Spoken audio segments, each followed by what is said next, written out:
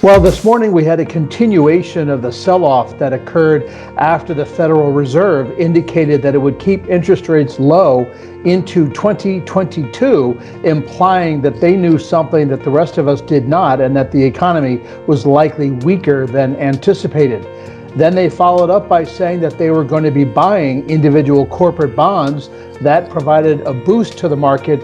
I think there's a bigger concern with the resurgence of COVID than there was about the statements made by the Fed on Wednesday, because the Federal Reserve has always said that they will do whatever it takes to provide a floor underneath this economy, and that's what they continue to do. The real uncertainty, the real wild card is the resurgence of COVID-19, and I think we are beginning to see that in those states that have opened early. Our belief is that the S&P 500 is going through a much needed digestion of the recent gains, a correction.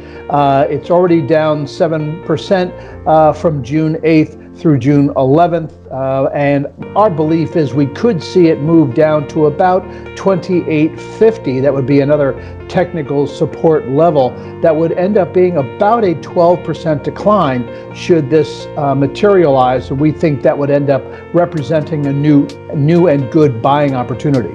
If we end up with a second round of COVID-19 that ends up being more life-threatening than the first round because we responded so quickly, and because of the concern that we will probably not see the government recommend a shutdown the second time around, then that could end up being a bigger challenge to the stock market.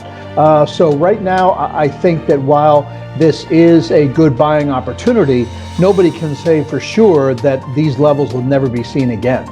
The three worst performing sectors during the bear market were energy, financials, and industrials. In the 45% advance off of the March 23rd bottom, those three sectors together averaged a gain of 65% versus 45% for the market. The 10 worst performing industries were up 95% in that same time frame. So history did repeat itself by moving from worst to first. And those are the ones that are now seeing the greatest digestion of gains. I think that there's a good possibility that they will be the leaders once the market turns around all over again. And that's mainly because of the speed and the magnitude with which the Fed has shown that they will support this economy by cutting interest rates to zero, essentially in one step, by injecting countless amount of money into the system by buying treasuries, by buying municipal bonds, now by buying corporate bonds and ETFs.